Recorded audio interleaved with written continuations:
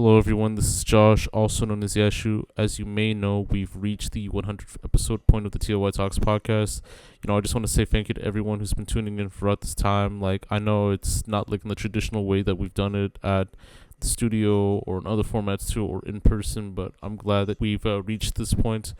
I'm glad that we've made this like milestone altogether for everyone that's been tapping in, watching, showing support, showing love to the platform, like even with the interview since like 2018. I just want to say thank you to everyone that's been watching. This has been like a great milestone for me. This has been like a great milestone for the platform as well too, and definitely there's gonna be more coming. There's definitely gonna be more episodes, all that type of stuff too, and yeah, I just want you to watch this very special episode too. We have this amazing special guest by the name of Mike Carrozza, who's a well-known comedian within the Montreal comedy scene and has like done shows like all over like the United States of America, Canada, and so forth. Has blessed his graceness on like a lot of podcasts and much more too. So you'll definitely enjoy this. So just like, comment, subscribe. Follow the podcast, Spotify, Apple Podcasts, YouTube, Buzzsprout, much more. Check out the Patreon. You'll probably hear more about that. So yeah, I hope you guys like enjoy this episode. You enjoy the podcast, and there's gonna be more than media and all that. So definitely tap in.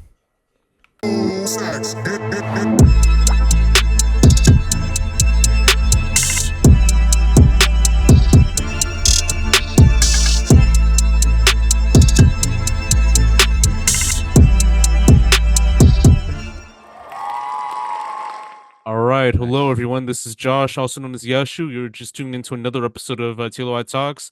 You can get this like on all platforms: Spotify, Apple Podcasts, YouTube, Buzzsprout, much more. You can get that on Patreon, where basically when you sign up and like join one of the tiers and all that too, you get like exclusive content and early releases like before it like drops on YouTube too. So definitely check that out. And I'm just gonna get it like started right here.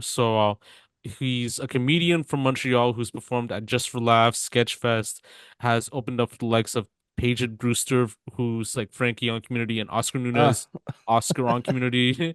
no, uh, no, that I gotta stop you right away. I didn't open for Paget Brewster. We were on a panel show together. It's very different. I got actual credits and I could go through them if you want. Like I've opened for Tig Notaro and Kyle Kinane and Steph Tolev and Rachel Feinstein. Those are names of comedians. Paget Brewster is a very funny improviser and actress, but she wasn't doing stand up and I wasn't opening for her. That's not. No, I would. Sorry, man. I know it's just so people don't go like, "Oh, Frankie from Community or Prentice from Criminal Minds does stand-up comedy and no one's heard of that." No, no, no. yeah, Let me. No, I. Those are these are the open the credit. Tig Notaro, Kyle Kinane, Steph Tolev, Rachel Feinstein, Feinstein. Just like a bunch of people. yeah, Robbie Hoffman. Got a bunch of people I've worked with over the years and been at it for a while. So of course. yeah, yeah. But yeah, no, Paget Brewster does not. I did not open for Paget Brewster. We were on a podcast of The Bachelor, like a Bachelor recap podcast called "Will You Accept This Rose" by with Arden Marine at San Francisco Sketchfest. Yeah. And then we went to dinner after, and Paget is the loveliest, which is the best to find out about somebody you've had a crush on since you were a kid. Yeah, that's facts. And yeah, so he is like one of like the co-hosts on the Would You Accept This Rose podcast, and I think I am I the boldcast.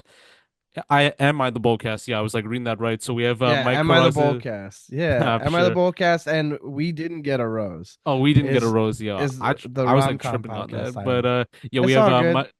We have Mike Carrozza like on the podcast. How are you doing today, man? I'm okay, man. Been a long day and gonna unwind with a nice chat. That's Yeah, that's the plan.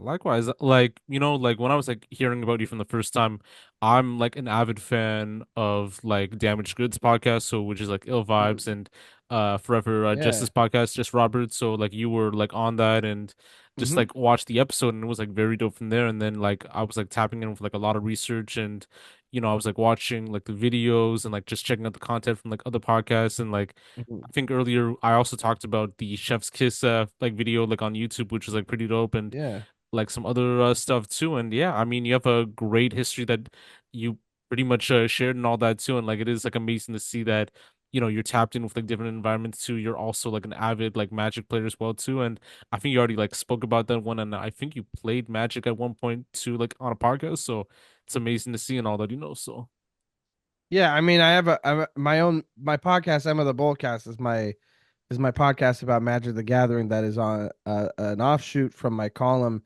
at commandersherald.com that I've been writing for a couple of years, where people write in with the stories and I tell them whether or not they're the bullies, which means it's basically like Am I the Asshole, but for Magic. And I've been doing that for a couple of years. And I played on streams and stuff online. I'm actually going to be at Commander Sealed this September in Rochester at the event, and I'm going to be performing stand up on the Friday night for the charity event, and then Sunday we're going to be doing a live Am I the Bullcast there. So like that's Magic's kind of it's been my favorite non-comedy hobby because I was like I need to get back into something as a hobby that I won't want to turn into work because that's what comedy was always work, but I was like I'm obsessed with it. I need to turn my head off of this for a little bit from time to time, and now I'm just obsessed with Magic and turn that into work. You know what I mean? So yeah, I didn't do a good job at the whole not turning something into work. Although this is a side hustle culture right now, so it's yeah. like, what are you gonna do? That's facts, man. I mean, like even Magic, like I actually used to play Hearthstone. That's like an actual like game. I think from the people created, I think like World of Warcraft and all that too. So I played that I think from like 2015, 2016-ish, and then kind of stopped at one point. And then I think the people who were the creators of Hearthstone, I think there was like a protest that happened about like the whole like Me Too stuff, and like they were like caught up in that. And What yeah, really? it's yeah, I think this happened like Hearthstone? Oh, yeah, it's there'd be a harsher reaction to that if I oh man, I haven't heard about this. That you'd think there'd be a harsher reaction to this if that was the case. I think it was Blizzard up top at Blizzard, then there were people that weren't so good, and I don't know if it was Me Too stuff, but it was maybe like not paying their people. It was probably yeah, Me Too as in yeah, maybe that makes yeah, sense. But at the most same likely. time, I Yeah, don't think it was like a direct top down to Hearthstone kind of thing because there's still some people out there that are like playing that yeah. I would think yeah, care about that stuff. So yeah, yeah. But I think Hearthstone. I think Blizzard was the one that created the game too, and I think yeah, that was like something that was interesting too. But yeah, like I used to actually play that game. Like I think back in like 2015, 2016. Kind of stopped for a bit too, but hopefully I'll try that again and maybe try Magic this time and all that too. But yeah, I want whatever to you get it like, like man. It's up, whatever floats your boat. I never tell people to get into Magic because it's already so expensive. But I will offer to lend you a deck and teach you how to play if you wanted to. You know what I mean? I'm yeah, not about to be like, hey, get into this hobby that is truly such a time and money sink. You know what I mean? Anyway, it's so much fun. I love the game, but it's also like you gotta want to play the game. You yeah. want to, you know what I mean? Yeah, for sure. So you've played like both like the online one and like the physical like games as well too. Just and I played arena and stuff. It's just not for me. I like the game in hand. You know what I mean? I okay, like to like okay, pick up my stuff and play it when I got it. Get the yeah, guys together, go to conventions, hang out with friends online and play it. But like I have to have my cards in hand. I got to pick them up, and yeah, that's the more that's the way it gets my brain going. You know what I mean? What I love about Magic and the way I build my decks is like a puzzle. I like to have a puzzle to get to an engine to see if I can make some stuff happen. And that's how I like to approach it for okay, sure. And it yeah, has helped with like unlocking, some things in like bits and stuff, like finding ways to be like, oh, that's an interesting connection I hadn't made before. And yeah, oh, if I applied that kind of thinking here, maybe I could unlock this other thing. yeah. So part of what I like about the game. Yeah, that's facts, man. I definitely would like want to get like started right here. So like I was like tuning into like one of the podcasts, I think like last night or two, and like you were like born in like 91 and all that too. So growing up like around like the 90s and 2000s like in Montreal, like Mhm. what was like growing up, and would you say it was a great experience or would it be different? What a wild question to be asked. Would you say it was a great experience or would it be different? I don't know what that means. Um, what do you mean by would it be different? Like I know like some people too they'll have like a great childhood just with enjoying life, just like being with Yeah, but family. yeah, but you're asking me what was it a great experience or would it be different? Like I don't understand. I'm not computing that question. I'm going to answer you in terms of how I'm understanding it, but I don't understand how you're phrasing some of these Like questions. would it So be I grew up in Montreal in the 90s. Yes. Like I grew up here in Montreal. I was a kid. I loved being a kid. Being a kid ruled, but I was the kid who loved reading books. I did get into magic early. I also loved jokes, so I would always get joke books at the Scholastic School Fair. My dad would always tell me jokes that he would get sent to him when early email days or guys like hanging out and telling them jokes, and I would have a good enough memory to recite them and tell people. So I became the guy who had jokes. You know what I mean? So I ended up hosting my elementary school graduation. I ended up hosting my grade 3 music show where before my class got on stage to play the recorder, I told like 3 jokes that my dad had told me, and they were and that it's cute to see a kid try to tell jokes, right? yeah. So then would end up telling jokes at events and stuff for my parents' company and my grandfather's company and all that stuff. So I grew up pretty um just a complete absence of stage fright and an absolute hunger for the joy that it brings to people when I talk. Like I love being funny. It's a skill, but it's also like a quality, and it's something that you can get good at, but also something that you kind of like it's internal rhythm. It's like catching yourself. So it's like a lifetime of experience.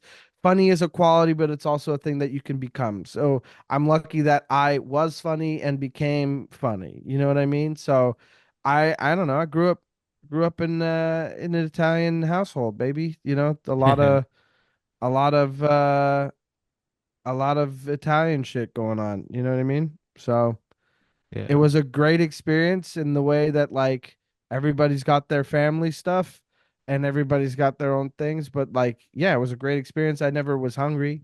I never was, I never wanted anything. I needed like anything I wanted. We figured it out. I was never in a bad position. I went to good schools. Like my parents gave me so much, but they also were very very overbearing, as with Italian and Jewish families. You know what I mean? So you're gonna get that kind of stereotype in there, Yeah. and that'll be Yeah. what that is.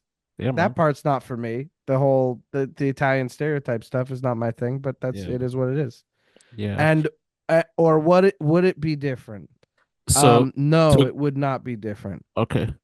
Okay. Yeah, like to kind of explain that, like, usually with my question sometimes too, like would it be different would be like some people have like different outcomes, whether it's like bad like experiences with family, like like foster care or that type of stuff too. I try not to connotate like any like negative like shit towards it too, because sometimes with like negative stuff too, some people probably do get like kind of like anxious on that. I mean, primarily, I think everyone had a great childhood, like depending on like whatever circumstance like that comes with it too. So it can only be within like certain experiences that So people the do tend. so the question is like, would you say it was a great experience? Or would you say it would be different from a great experience? So that's kind of like it comes with a bit of a shrug and tiptoeing around the Pretty much, question. yeah. Okay, well that I get more. I think I need you to explain that early. Yeah, man. I think I could have gave like a heads up too, but yeah. I mean, I the didn't know what that Italian meant. experience is like very like interesting in a way too, because like I watch like videos like on YouTube a lot too, like cooking like videos and like usually some like stereotypes, even with like Italian cultures that they hate putting like I think pineapple like on pizza and all that too, and I like love that shit. That's my favorite. I love it. I I don't think you get it, man. I am the least Italian. I can't handle spicy foods. I don't like I put pineapple on my pizza. I'm the least hairy person, I've got no armpit hair because I can't grow any. I can barely grow this dumb mustache on my face. I don't speak Italian, but there are things about me. Yeah, I love pizza and pasta. Who doesn't? I speak with my hands. I'm loud. I talk a lot. Like Yeah. all those parts, sure. But other people are like, "What do you mean you can't have supersat? Don't you like spicy foods?" And you're like, "No, that's a defense mechanism from a plant that hurts Mm. me and it's effective. I don't want to experience that." So Okay. no, I yeah, the Italian thing, it's like, oh, I'll put pineapple on a pizza, and if an Italian looks at me like that's a disgrace, it's like, what's it to you? What's your fucking problem? Like, I'm the one eating it. You know what I mean? Yeah. Oh, I'm not. Oh, I'm gonna put pineapple on this pizza, and I'm gonna fucking force feed you. Do you think that's a good idea? Hey, how about Nah, that? nah. No, so I'm not gonna Nah, it's force feed anybody facts. pineapple on pizza. But I Yeah. do love those videos of those guys being like, somebody cooks pasta like too much, and they're like, huh, what are you Or like doing? the way they break the pasta too, because like there's a guy named I think No, that's Albert. insulting. That's insulting. If you break like spaghetti in half, or like you show up with a knife in your plate of pasta, you're like, what are you doing? What do you like it just Yeah. it's more like it's more like a to me it's less about a disrespect of something and more like a I understand that you just weren't shown this thing, and that to me says you had no love in your life. Like that's to me is what it speaks of. Are you gonna do it like that? Nobody took the time to show you that you can twirl pasta with a spoon and a fork. Okay, well I'm gonna show you now, and I pity you now. That's what that is. Yeah, I know what you mean. On a certain like scale, would you say like you're more like tapped in with like the Friends and Office, like when it comes to TV shows, or within like The Sopranos, Godfather, like Goodfellas, like that type of stuff? Okay, for a second there, I was like, "Whoa, that's a swerve off the Italian stuff," and then you buried the lead. I don't fucking care about Italian shit on TV. I've seen The Godfather, great movie. Sopranos, I haven't seen The Sopranos yet, but people love it, and I'm gonna get to it eventually. Just don't rush me. Every time somebody asks me if I've seen The Sopranos, I push it off another year. I'm not gonna watch it for another year. Anybody keeps asking me. And I know that that's to my detriment because I'm the one that's probably going to enjoy a show that is excellent. But don't push me. I don't, I got other stuff to watch with my time. I just finished Game of Thrones for the Okay. first time in 2024. The ending sucked, by the way. But Yeah. I don't need it to be Italian. I love watching stuff that is like fun or comedy or like, uh, Friends, The Office, sure, those are things you put on in the background at this point. There are a lot of underrated jokes that people forget in The Office and things that, you could quote all day long. But of course, there's shows like Hacks, which is incredible. Hacks was so good. In that same vein, Crashing was good on, I love watching comedy specials. Obviously, I just watched Alex Edelman's Just for Us special on HBO. What an incredible special, so good through and Yeah. through. What an experience. You know what I mean? So Yeah. like I grew up watching comedy on TV. I grew up watching some cartoons. Sure, like I got when we were younger, my dad found a way to get us like the American channel. So I watched all the American cartoons like SpongeBob before it got syndicated, and like Rocket Power and Ed, Ed and Eddie, Dexter's Lab, a bunch of those older cartoons. And eventually I just got more into Whose Line Is It Anyway and Friends and Seinfeld and those shows as they would air, and my dad would watch them. And then we'd watch the Just for Laughs galas that would pop up on Comedy Central. And so stand-up comedy from an early age has been very present and something that I'm not just interested in, but like in love with, you know? Yeah. So when it comes to watching those shows, like I could be fucked. I don't give a shit if it's Italian or at all like related to it like culture that I don't need it. I don't care. It doesn't have to be my culture that I vaguely affiliate myself with for me to care. I can relate to so many stories, and I love that. So I wouldn't, anybody who's like it's part of my identity is that I love The Godfather. You're like, have you seen Outside? There's more than that.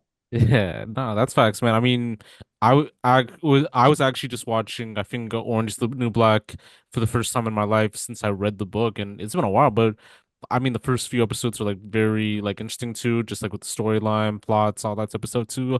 Definitely like a Yeah, must the watch. components of a TV show working well. Yeah, pretty much, man. But yeah, Every I time mean, you nod, your camera shakes a lot. oh It's just pretty shit, funny. my bad, Yeah. man. Yeah, I Are think you it's just leaning on a table or something? yeah, like right now I am leaning on a table too, so it's like kind of like a work table that I hardly use, and I mean, I I think get it's you.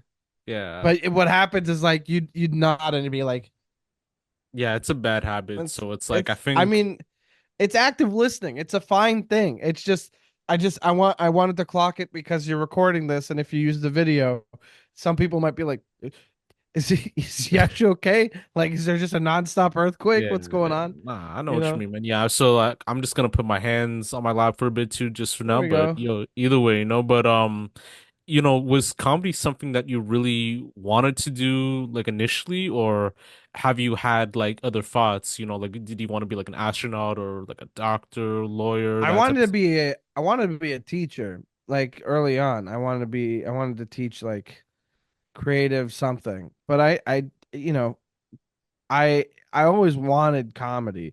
Like when I realized it was a career, when I realized it was like a possible job, even though in Canada it barely is one. Um Comedy was it, I was there. It was just comedy. You know what I mean? Yeah, man. No, that's facts. And like I know you talked about like your first introduction to comedy from like the TV shows and like performing at like other events and so forth. But like in that sense too, like what inspired you to do this like in a sense to and like doing like stand up? What inspired me to do stand up? Well, I mentioned earlier that I've been doing jokes. I've been doing jokes at like my grade 3 thing, my grade 6 graduation, because in Quebec we do kindergarten to grade 6, and then high school is it's secondary 1 through 5, so grade 7 to 11, right? And then you go to CEGEP and then whatever. But like I've been doing like jokes and hosting stuff since elementary school, high school. I've been the funny guy. I'm the guy that people in high school, I was never like a one friend group guy. It was like everybody knew me. Everybody fucked with me, and I was like there was the core group of people that I'd hang out with more than most, but like I was everywhere. You know what I mean? So people, there's an element of like I'm here, I'm making people laugh. People like that. That's great because that's what I want to do. Eventually this is going to be a skill that is going to be useful, and right now it just feels good. You know what I mean? And so when you watch stand up on TV and you're like, how do you do that? Like, you know what I mean? You start watching it like, okay, so this guy does this and then he goes back to being a plumber. It's crazy that they just pick like random guys and they're turn out they're funny. You don't realize that it's a job, that it's a craft, it's an art form. And later on, you find out, you're like, oh my God, you can do that?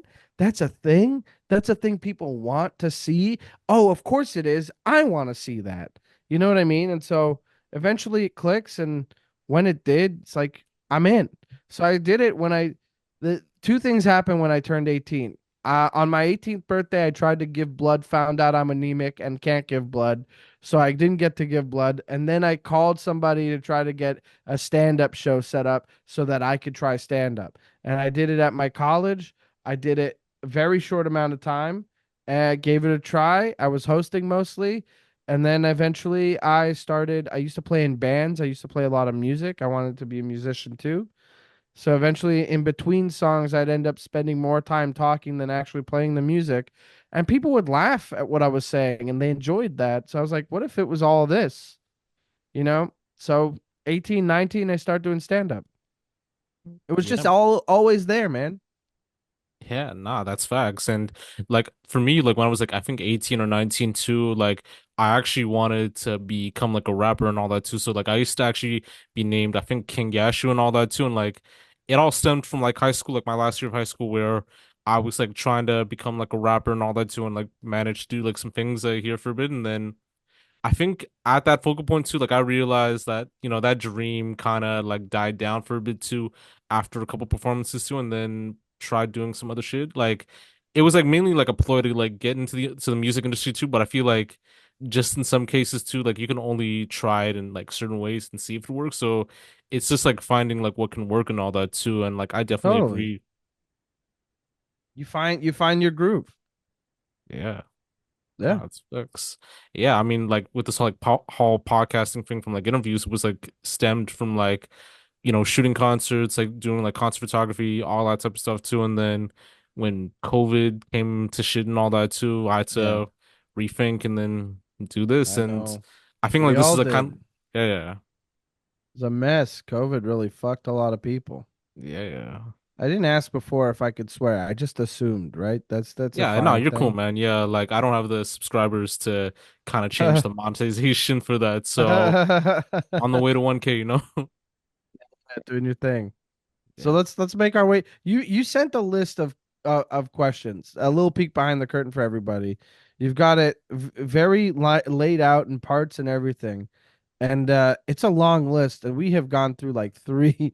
So I think part of me is like, oh my god, if we got to keep it rolling. You know what I mean? I'm like, I don't want to not answer any of the questions that you planned. You know what I mean? So I don't know how long these normally go, but I'm like, Uh, let's. I want to I think answer everything. You know? Yeah, I think for the Zoom stuff too, like I'm usually very like lenient with Zoom. Like when I'm in the studio, like it is like a 1 hour, like hour and a half Oh, time. okay. So you So, got to be in it. but yeah, but yeah, like we've dived deep into like some of these too, and like we gave like some takes too. But in terms of like influences, like who would you say like influenced like your craft, like when it comes to it? Okay, my biggest influences are my favorite comedians. Andy Kindler, Kyle Kinane, Maria Bamford are my biggest influences. Pete Holmes is in there too. Kurt Brownohler also in there. Deanne Smith is also an influence of mine. The sketch group Picnic Face, Dimitri Martin, Saturday Night Live. You know what I mean? Like a bunch. There's so many influences. Like the second you're like listening to music, that's gonna influence you. You know what I mean? Like but when it comes to like stand-up influences, like those are the big ones. Andy Kindler, Kyle Kinane, Maria Bamford are my big ones, and then also Pete Holmes is an undeniable influence on my comedy. I will also say Doug Benson is a big influence because he's the reason I started when I did. Like I've always wanted to do stand-up, but when he put out an album, I think it was his first album, and I listened to it like for a week and a half straight, like back and forth between school and on every drive, and I'd listen to it. And part of the fun of the album was that he was just having such a good time and everybody was enjoying it. And I was like, man, how do you how do you not like he's having a blast. It feels like he's just having so much fun. And I decided to try it soon after that. And I'm lucky to call Doug like a buddy. You know what I mean? Like he's had me on his podcast a couple times. When I was at Sketchfest, he asked me to do his show. Um, he's a good dude, and I owe him a lot. Just that big push early on was like so necessary to like feel somebody loving what they do. Having watched him on Last Comic Standing when he was doing like he was so funny on that, and then he did a whole set about segues because people were like, you don't do any segues, and that's poor form in stand up. Back when stand up had a little more rules, and then he showed up and just did a whole set of segues, and it made so little sense unless you were like, remember when you told me to work on segues? And it was so funny, and it was oddly punk. It was so fuck you, but also check this shit out. Um, and yeah, so like that would be in it too. Like Last Comic Standing era, Doug Benson, giving me a bit of a push to get right into like giving it a go. Yeah, like for me, like I hardly like know those names as much to like as opposed to like Who do other you big like in names. comedy? For me, like as far as like who I like, I mean there are like some good comics like Bernie Mac, Eliza Schlesinger and all that too. I mean Nick Kroll, who's like a dope Yep. like comic and writer and all that. John Mulaney's like pretty dope. I think Mulaney's great. also like Martin Lawrence, I'd say like Mark Wow, Curry. deep cut. He hasn't done stand up in a while. He's so good though. Yeah, Bernie Mac, rest in peace. One of the great, honestly, I ain't scared of you motherfuckers. That fucking set, unbelievable. The guy just annihilates. Yeah. Unbelievable. Yeah. I Yeah. mean, Eddie Griffin too. Like, I mean, Eddie Griffin's like very much like a goat and all that too. Like AJ Johnson, even though he's not like a comic too, but he has like some funny moments as well too. Because I was like watching original Kings of Comedy, and then like I think Shaq's like All Star Comedy thing, which was like back in like 2010, and it had like Monique. I think it also had Mhm. Paul Mooney, like Paul Mooney in his like Yeah. old head phase, and then a young Michael Blackson too, and all that, which was like very funny. Who else? I was like, I think there was like another like Corey Holcomb, even though I hated his set from that one too, but like he had like some funny parts too. I mean, there are some pretty good ones too. I mean, Ari Spears is like very dope. Yo, Ari Spears is a wild one. Very funny, but Yeah, goddamn does he love trouble. yeah. Anyway. But either way too, I mean, like so like even like when it comes to like even like the process too, like do you have like a process like when doing stand up or like writing jokes and all that? Yeah, I mean, sort of. Like what I like to do is I come up with ideas as as I live, right? I'm just out here, I get an idea, I write it down, I think of, okay, this is the nugget of what I find funny. I kind of write up a very short version of it, and then I just try it that way. I kind of sandwich it in my next set or whatever. I do something that's working and then end on something that's great, and then in between I work on a couple things. But I don't like to write completely, because what that does is then I get in the cadence of remembering it that way rather than allowing myself to be like free to kind of explore where my head goes with it naturally. And I think that improvisation as a tool for writing is the greatest gift for myself that I could give me. So like if I let myself just be and I say here's an idea and I just throw it out there, boom, I'm having fun, the audience having fun, and then I'm like, well, what if my natural skill, just like my inclination, just goes, hey, how about like this, what about this add on, and the audience loves it. I have that on a recording, I listen to it later, I write that part down. you know it's important to me to be able to riff and experience, like, I do this very silly joke, that, like, hey, here's a very silly joke, it's so quick, and it's such a small part of the set. It's just like, here's a quick one, there it is, and then I go, what about this part, and you're like, oh my god, now it's opening up, and then eventually it becomes this like longer thing that I then include a lot of my signatures to, where, like, for anybody who studied theater or knows a bit about theater history, like Bertolt Brecht was a German playwright um whose work centered around kind of alienating an audience, like not in the way that he wanted to turn them away, but rather to, like, there's no like immersion in his work. He uses many different kinds of media, like, and allows you to like see a message while also seeing the bigger picture. So the idea is like, I'm going to tell you a joke, but then I'm also going to comment on the joke. And then I'm going to comment on the commenting of the joke. And the idea is to kind of be like, there is a fourth wall, and beyond that, there's a whole world. And I'm reminding you that you are being entertained. You are currently in the middle of being entertained. How do I know that? Well, I'm doing the entertaining. Allow me to show you how I'm entertaining you.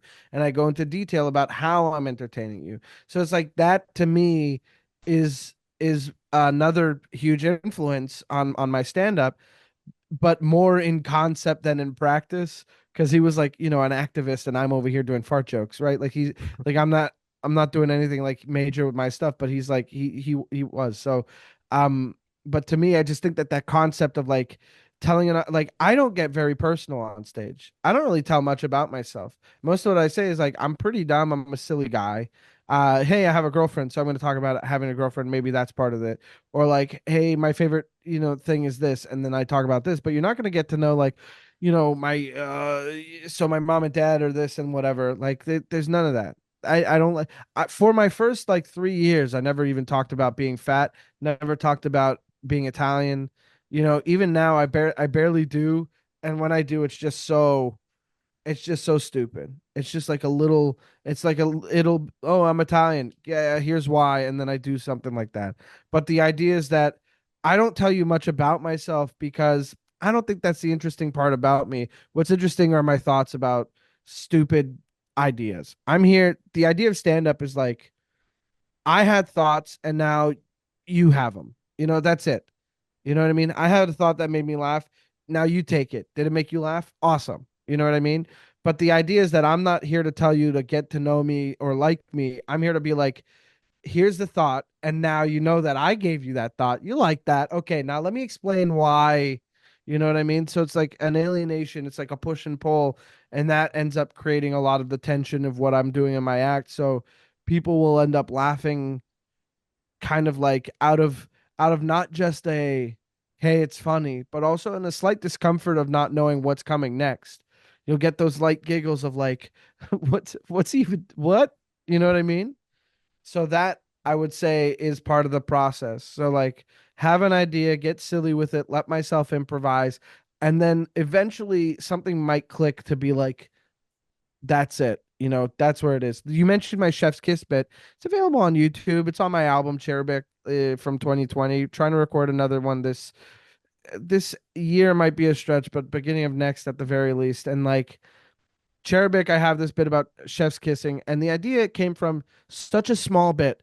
Do you think when a chef is dating another chef, when they kiss, they both go "wah" and then they mush them together? That's the whole bit. Doing a chef's kiss and then mushing your fingers together. That's the whole bit when it started, and then it became this like 6 minute long thing because I ended up making like a whole explanation of like what if this couple is going through something and they still like they're going to show affection. It's like this whole detailed mini play and I'm acting both parts, and then I get to the end and I'm like, and what if then I can't say blah, blah, blah, blah, and then it's like it's you know what I mean? It's just such a Yeah. it's a great encapsulation of what I do, and I think it works to explain like what I would consider a me bit. But then when you know that that's how I write my bits, you're like, oh, I'm gonna see that trick in everything you do, and that's why I have to switch it up here and there and not have too many of those kinds of Okay. bits. Yeah. Would you say it was like kind of like the same for Cherubic, like your debut comedy album, or was it like a whole different like process to do? Well, Cherubic is just like I put together the bits that I'd liked at the time that made the hour what it was, and I was doing that hour whenever I had long sets around town, and I want there were some things that I was careful to include and some things that I decided to save for another thing. But I think the most important thing was like here are the bits that I think are fun. Here are the bits that I think are impressive. Um, and here are the bits that I'm proud of. So like the album is a bunch of tracks of some bits where you're like, oh, he's being a real goofball. And then other bits where I'm like, if you really wanted to break this down, it's quite like hey, all right, there's a lot going on here. And um I'm proud of the depth that I was able to accomplish on some of these bits. And then some of them I'm like, yeah, it's a little bit more surface level, but it works, right? So like even on the album, I do the chef's kiss bit, but then I also do a long bear joke and I do an impression of a bear waking up after accidentally hibernating, and it's this long-winded explanation after the fact, and it's like another 7 or 8 minute bit. And then at the end of the track I talk about how, hey, isn't it a lot like your chef's kiss bit and you're using two different you know two Hmm. different bits to do the Yeah. same trick. And that ends up being another laugh in an hour. So it was like as I'm crafting it, they're like little points where you're like, man, this is similar, or like, wow, this is kind of a signature. You're spotting this or that. You're like, this bit will work better here. As you're working that hour and figuring it out, you got to play it like it's like, okay, this is where I think it should go. And there are some tracks on here that I do regret. You know what I mean? That I don't think both that I but it just means that like I've outgrown some of this. Yeah. And I do like a lot of it. I love my album. There's a lot of it that I'm still extremely proud of, and the rest I'm just proud of. The rest of them like, hey, I didn't really need to do a Drake joke, but it was working, and I was doing it in Toronto, and Majid Jordan was in the audience. I wanted to see if he was laughing. So that's a fun thing. I don't think I've ever publicly mentioned that Majid Jordan was at the audience of my taping, Yeah. but a friend of mine invited him. He was like, sure, and I was like, you're an OVO guy. He was like, yeah. And I was like, did you laugh at the Drake Yeah. joke? And he was like, no comment. Yeah, because I think it's like two guys like in that group. Like I think one is like I think like Lebanese or something like that, and like another's like kind of like a white guy too. So, but yeah, I mean, I think that was like probably like one of the most interesting things like I've heard and all that too. Just having like different people like show up to like events to like I go to like concerts like here and there sometimes too, and like you'll get like maybe like a well-known like local rapper or like a big artist like pull through to like like a local concert and stuff like that too. So you never know who you're gonna meet and like network with and all that. Yeah, well, I mean, I just think of it like I don't know, you got into it because you love it, right? You can still be a fan. My favorite thing about being a comic who loves comedy is that it's helped me in my career for sure. But now I'm like friends with people that I actively admire and whose work I love and appreciate. Like, you know, I used to volunteer work at Just for Laughs, and I would get to see the festival all the time. I'd be able to catch like 40 shows in the span of 2 weeks, and I wouldn't slow down. I would watch everything. I'd go to the parties, and I'd tell the people whose act I saw that I liked that I enjoyed what they were doing, and I'd point out stuff that I was like, when you said this and put this together, I was like, what gear was it that turned so perfectly? Well done, so proud of you, well done. And it was coming from a place of like genuine admiration and not from a networking like, hey, what can you do for me kind of thing, which a lot of that festival can be when you're surrounded by agents and stuff, and maybe some other comics who are looking to get something out of you. But I never approached it from that position. But when it comes time to ask for something after I've kind of proven myself to these people here and there, it's paid off. You know what I mean? Like when I've done a couple dates with Kyle Kinane, and I'm sure there's more on the horizon that we'll get to eventually. But Kyle Kinane is my favorite comic. He's somebody that I whose standards I hold highly and I think is incredible. He's the first comedian I recommend to anybody who wants to listen to comedy and anybody who is interested in getting into any of the comedy that I'm interested in. I tell them Kyle Kinane is an incredible writer who's going to gift you with amazing stories, with lots of laughs, some great jokes, but then he's also going to hit you with some like honestly poetic stuff. It's beautiful writing, and I hope you enjoy that. You know what I mean? But now, I went to see him at Just for Laughs. He was very kind to me as an intern, as a volunteer. I saw him a couple times hanging out at the bar, chilling. Every other year he'd come. I'd be very nice thing. Eventually, we ended up on a festival together, and I asked to be on his show, and I got to open for him. And now he's like, I had no idea you did stand up that whole time. You know what I mean? And I'm like, yeah, well, I didn't want to we were hanging out. What are we? I'm not about to go up and do stand up while you're doing stand up. I'm there to watch you or whatever. And now we've done shows together a bunch of times. We'll text every now and then. It's a very cool thing to come from a position of like, I'm such an admirer of comedy. I love comedy. And I want to tell people whose work I love that I enjoy it.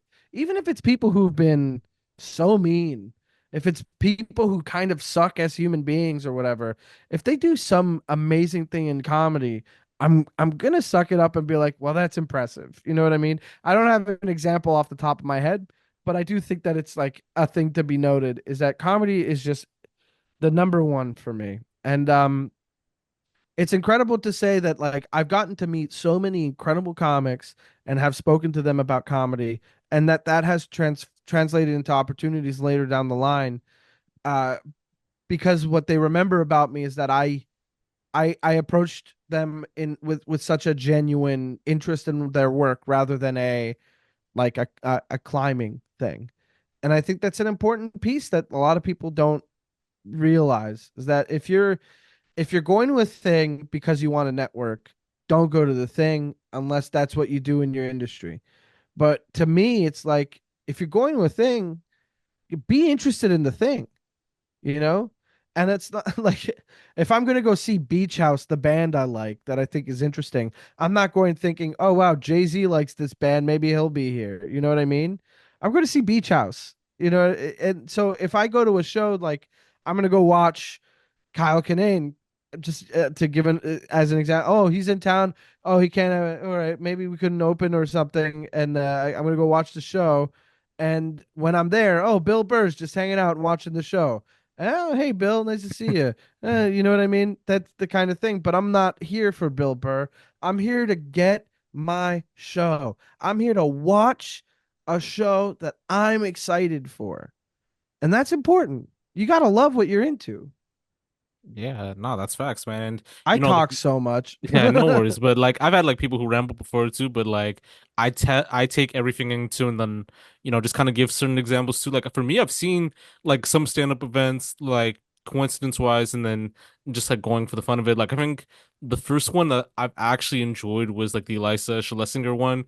She did like I think Danforth Music Hall for like free back in like 2016 and like it was actually like a dope experience too. She actually had like some pretty good jokes. I think DJ Demers I would hope did she'd had a couple pretty good jokes. I would hope yeah. that someone at her Yeah. caliber would have that. Yeah. I mean, DJ Dimmers, I think, opened up for her, and I Yeah. think a DJ guy Damaris did from, open for her.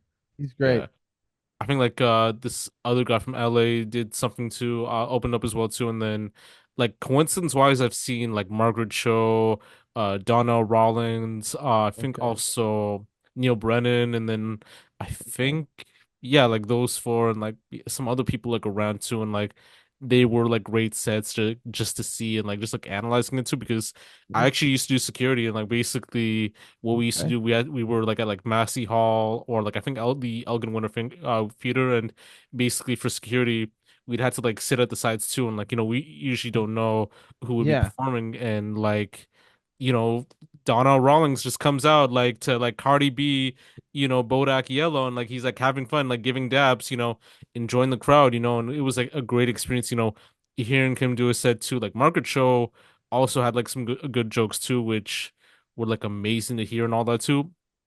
Jeff Ross surprisingly managed to see him too. He was doing like his like roast as well too, and then I think at the end, I tried to dab him up too, and like I asked, "Hey, would you ever like roast me by any chance?" I don't think so Yeah, he because I gets don't that a know like lot. what I could like roast you on.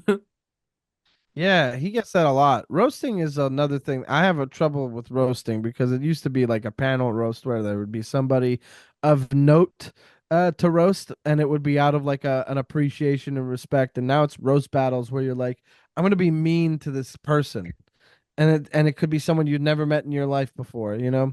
So the spirit of the roast has changed for me. But anyway. Yeah. But yeah, I sorry, I derailed a little bit. Let's keep going with your list. Yeah, no worries, man. As far as your best bit, like, what was like the bit? What was like your best bit, like, written by you, and like why? Like, I know, like, I wrote it as like, what was like the bit written by you and why, which is generic, but it was supposed to be like best. Um, sure, no, I got it. I don't know. Right now, I'm working on a couple bits that I'm really proud of right now that I think are up there. Um, and that's gonna happen with any career, right? You're hoping that your current state is the best. Um, but if I had to pick a joke that I like, I'd say the one joke that I still do from my album of the bits is probably the gum bit. The track 15 on my album. I'd suggest go listening to it or on my YouTube I have a video of me in San Francisco Punchline where I do it and yeah, I'll just leave it at that. It's probably the best bit I've written. It's got a lot going on and saying too much will give it away, but yeah, that one. All right, man. And from performing at like many cities because you've performed like in Toronto, Montreal, like the States and like Europe, and I think you had like Never residency in performed in like Europe. no, not really in Europe. No, never performed in Europe, Okay, unfortunately. okay, But in North America. okay. And I mean, Yeah. you also had like I think residency in like certain spots in Montreal. So, how was that progression like in doing like live stand up and like showcasing it around like different audiences like around the world, around like the North America? I mean, it's cool. Like, it's it's cool, but it's also the job, right? Like because like that's the goal is eventually you're being carted from city to city to just, do an hour or two every night for a weekend, get your checks and come home and pay the bills with your jokes, right? Like that's the goal is to be as many places as you can be. Um, I'd say it can be very validating and cool to perform in the States. It could also be a bit of a culture shock. But I'll say, um, I used to live in Toronto and I loved Toronto because there was a little bit more freedom for weirdness. Like the audiences would be interested in weird stuff. Like Laugh Sabbath at comedy bars, a mainstay for a reason. Time Machete was also a good one. Lots of great shows that happen at Comedy Bar are really where you can like catch some of the best comics in the city, in the country, even. And I miss Toronto for that reason. I'd say the best city I've performed in though is Chicago. Chicago is hands down the best comedy city, and anybody who tells you otherwise is just wrong in my opinion. It's like you'll get the most famous people in LA and New York, and you'll get great comics in New York and great shows in New York, and yes, it'll be amazing. But if you get those same people to come to Chicago and do shows, those shows are just going to be better. There's something in the water in Chicago. The audiences turn up. They not only know comedy so well, they care about comedy and they don't give it up for hack shit. So there's people out there who are like not like they're reinventing the wheel in so many weird ways and it's so fun. Comedy in Chicago, it was so inspiring. I think about it, like how in sync you could feel with the city just by being on stage, and Chicago felt like I was pulsing throughout. I just like I cannot tell you enough how much Chicago comedy is the real deal. Um, so like performing in all these cities, like Montreal is not a fantastic city to perform in. And look, if you're from Montreal and you're listening to this and you think I'm wrong, well then show up to one of my shows and fucking laugh then. Because the people that show up to comedy shows tend to show up and they cross their arms and their attitude is, well, we bought a ticket, so impress us. Instead of understanding that when you're an audience, you're coming in ready to laugh. You're coming in like, I'm excited to laugh. Nobody's going to have to work for my attention because I'm locked in because I understand the contract as an audience member. I bought a ticket to access the venue to appreciate the comedy that's happening. And if something is funny, I am going to laugh. I need to be present. I need to be giving so that I can receive. As a comedian, that's what you're looking for. You're looking for an audience member in the crowd, even if it's one person in a crowd of honestly shit audience. You're gonna get one person who loved the show, and that's who you're performing to because they're giving you everything. You know what I mean? So like Montreal is a city that's kind of tight. Canada in general, way tighter than it likes to think it is. But performing in the States, performing in a bunch of places, it opens your eyes to being like, yeah, I'm pretty good at this. I'm translating. It's working. And I am consistently something new for these people. A common thread when I was performing in Vermont and you know, a month ago or something, um, was that we'd never seen anybody like you. And that's like a great thing to hear, but also it's like kind of like, man, then fucking I wish Montreal felt excited about that, you know?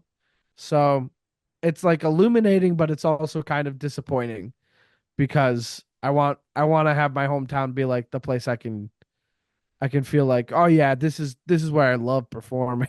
Yeah, nah, I know what you mean. And do you have any like pre-show rituals or routines that help you get like in the right mindset before like going on stage and all that? Not really. Um I look at my set list, I look over the jokes I want to do. I calculate how long it's going to be, how long of a set I got to do. And I prepare everything I need for that set. Then I kind of pace around looking at watching the show before I go on. If I have enough time, I like to be there early. I like to be fed. Like I don't want to be hungry when it's time for me to go on. So if I eat something before, probably show up early with a Subway sandwich or something. Ah, that's blessed. Yeah. To move it forward for a bit too, like how was meeting like Paget Brewster and like Oscar Nunez like and just like getting to yeah. At Sketchfest, it's crazy because you're in a room and you're like, oh my God, is that Fred Armisen just hanging out? You're like, it's a lot of people that are incredibly talented and famous that are at this festival that you're doing. You're like, man, what is, I'm supposed to expect people to come out to see me when this is available. You know what I mean? So it was like daunting and scary to meet these people, but I was invited on all these shows. At first, I was asked to do the fest, and then over when people found out I was doing the fest, the comics with like bigger shows were like, "Come do my show, come do my show."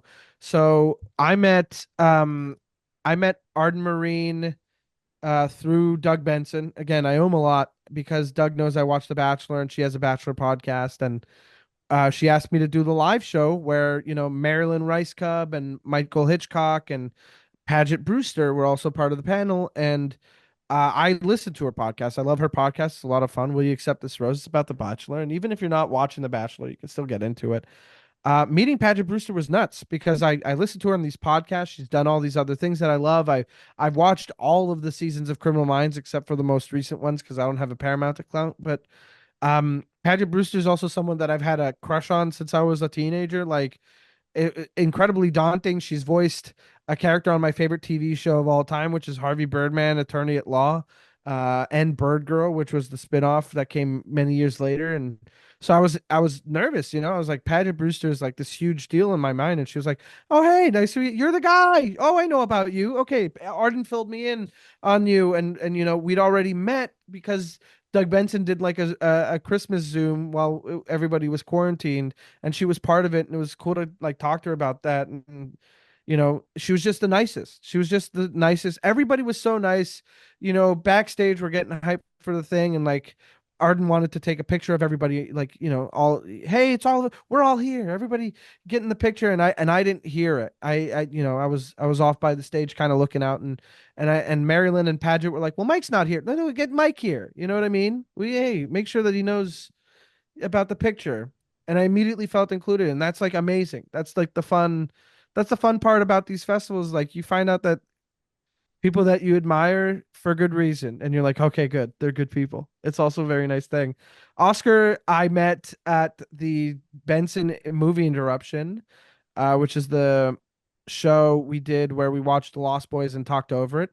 And Oscar and I talked very little because he is a very anxious man. He's quiet and anxious. Yeah. And first time I met him, I was on my way into the hotel, bumped into him, and I was like, "Oh, hey, we're on the same show together." And he had his headphones in, and he was like, "I'm sorry." And I was like, "Oh, this must be your life. Like, you can't go anywhere. Everybody's seen The Office."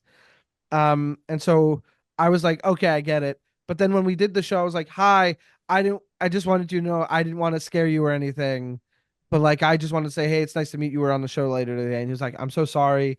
I can't go anywhere." And then, we're all having a chat. And then during the show, I'm sitting next to him the whole time, and we're both kind of trying to get jokes in. And what's fun about that is like you've got an audience behind you in a movie theater. And so if a joke hits, it hits. Like you can hear it. But sometimes what would happen is somebody's talking over somebody. And whenever I would clock that, when like Oscar would say something like, and people would miss it, I'd be like, "Oscar, say it again." Like I don't think they heard it. That's really funny. You know what I mean? And so a Yeah. couple of times we helped each other in that way. It was awesome. He was very kind, very nice, and very funny. Yeah, you get to meet a lot of cool people doing comedy, but like sometimes they're not cool or sometimes they're dicks. Yeah. No, I See know what you mean the too. Yeah.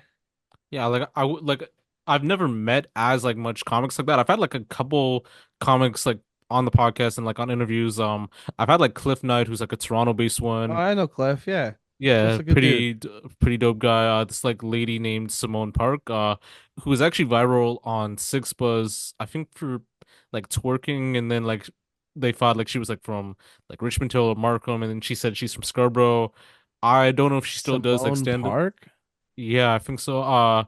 But yeah, she used to be someone like very popular, like I think 2018, 2019-ish, and like did some stuff with like Stroy Moyd, and I think kind of died down for a bit too, but I don't hopefully know. she Get does that well. bag.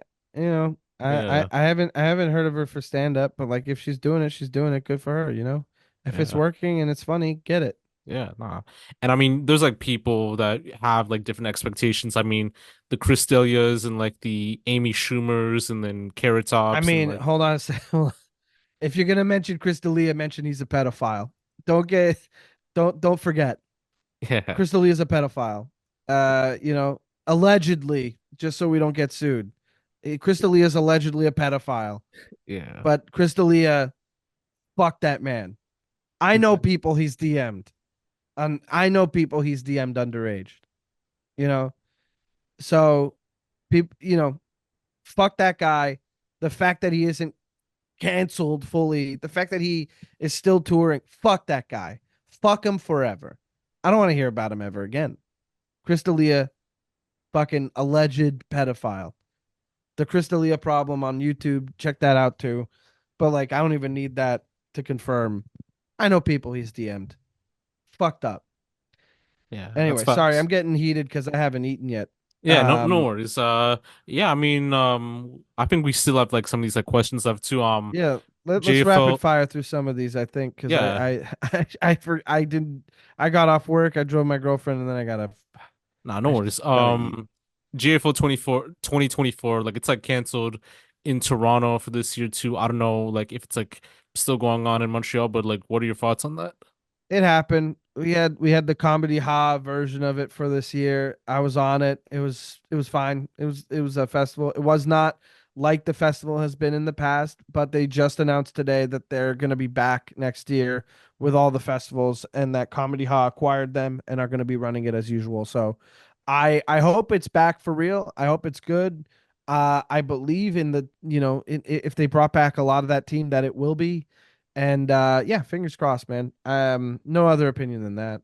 It Okay. was disappointing. It was a shock. It was a gut punch when you found out, and then I'm like happy that it's gonna be fine. Nah, that's facts. And I mean these are kind of like off-brand too, but like there's like Drake and Kendrick and then the I don't 20 have a 20. dog in that race, but I fucking Drake's a loser, so Kendrick, let's go. I listen Yeah, to way more Kendrick than I listen to Drake, so I'm picking Kendrick. That's okay. it. And 2024 US election, Trump versus like Kamala and all that too. I mean, I think they're Trump should going. commit suicide on TV. Trump needs to die. A bunch of those losers should. We should be rid of these billionaire losers who are ruining society, and then also we need to deprogram all those psychos that are in a cult that think that they should be just like them or will be like them someday. No, thank you. 2024 election, Kamala Harris for sure, but like also it's truly a lesser of two evils thing. What we really need is a full-on leftist president to like enact a bunch of policies to ensure that people can live properly with the means to do things without fear of like just like missing a day of work for the week because that'll set them like there's so many things out of control that could ruin people's lives. We need people that are going to put policies in place that are going to save those people and make them realize, oh, wow, this is a much better way to live. I can't believe I fought this for so long. And then we no longer have to worry about a right wing nightmare that, is currently happening. Not to get Yeah. so political, but anyway. Yeah, nah, know Uh, what you mean, man. I know this might be more of a food type thing too, but like oh, last got it. year, huh? I got you. I got you on food. Let's do it. Yeah, last year I went to Montreal too. Had like a lot of like good food like around the way too, like patati patata, like La Banque's, I think what The like Barquise, La yeah. Belle Provence, like all that type of stuff too, and like Yeah. I've had Schwartz's like deli and like Yeah. the You're green naming room. places I love. You're Yeah. naming good spots. Yeah. So where would you get the best smoked meat and like poutine in Montreal? Best smoked meat Schwartz's. You can get a good smoked meat at Dunn's, but if you want the whole experience, you go to sit down at Schwartz's, share a table with a stranger. It's a place that's been around for 100 years. Don't you miss it? Schwartz's for sure. Poutine, the best poutine in Montreal is no longer available because the place closed down, but it was at Anjou Patate in the East End, and they did a perfect Italian poutine, and I would have it honestly way too often. But the thing about a poutine is that there's no real best poutine. Everybody's got their own opinion about it. I love a Belle Provence poutine because it's just a classic. You go to Belle Okay. Provence, you get a poutine, you're getting those greasy fries, you're getting squeaky cheese curds and gravy that isn't too salty. So that's what I say. Okay. Any other good food spots that you'd recommend too, or just only No, like these are those? the like classic Montreal stuff that I like to talk about. Oh, okay. That's it. Those two are the ones that I'm like, all right, go for Yeah, those. true, And then true. you're getting classic Montreal. But like, yeah, plenty of great restaurants Yeah, in man. town. Like, we got a Sammy's Soup and Dumplings are propping up around all around town, and those are fantastic. Sammy's Soup and Dumplings so good. For dumplings, there's I think Sansose Ramen on St. Catherine near Place des Arts.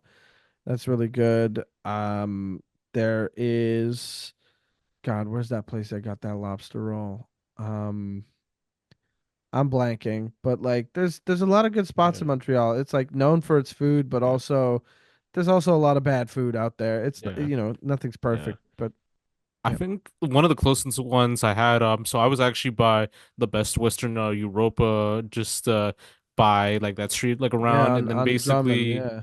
there was like a strip club next to it, and then Yep. basically there was like a food spot, like little diner thing too. Like went Yeah, there one Mr. day. Steers. Mr. Yeah, Steers, the diner. Yeah, I love Mr. Steers. I go there every now and then. The thing about Mr. Steers is that you got to be ready to be served by the oldest women available, who just forget that you're there. But other than that, if you're cool with sometimes a burnt patty, then you're good. yeah, Uh, Mr. Steers is, I love Mr. Steers, and I'll go back as much as I can. Um, but there are some things that you have to remind yourself of when you're going there. It's got a diner feel, and part of that diner feel is just taking forever to get your order in, and then when you get it, you're like, it's fine, it's good, and then you bite in, and you're like, this is delicious, actually. yeah. Like one thing, like I know more about like Montreal is that like people have an obsession with like hot dogs and all that too. Just Yeah, you got to getting, get steamies. yeah, 100%. Get a steamy. That's what you got to do. Bell Prevents. Get a steamy. 100%. The best way to eat a hot dog. And this is the only thing I didn't like about Chicago is the way that they're talking about their food. Everything was like massive and so heavy. And their hot dogs are great. But what are you doing putting tomato on a hot dog? What are you making so unwieldy? Give me a steamed bun. Give me a steamed hot dog, a steamy, and it'll condense itself around the dog and it just perfect bite every time. Not that it's this mess that you have to wrestle with. No, thank you. Give me a steamy Montreal hot dog for sure. yeah. Not that that's facts, man. Like I think I'll save like a couple of the questions, like maybe for like the next time too. But how do you deal with your mental health as like a person in your position with everything going on? Have you ever felt like at times it could be like overwhelming and all that? What a deeply personal question. Yeah, it's overwhelming all the time. Like I deal with it by addressing my feelings, talking to friends, talking to I'm not currently in therapy, but I was for a while. I think what it is having your projects and your stuff that you're working on, keeping your head down and stay working, but also making sure that you take the time to enjoy yourself, enjoy the things you like, making sure that you get that dopamine, make sure you're taking care of your health. But like your mental health, it comes as part of that, right? So like if you get a lot of joy out of putting together a deck online and then getting to play it, then do that. If you get your joy from taking a jog, go out and jog.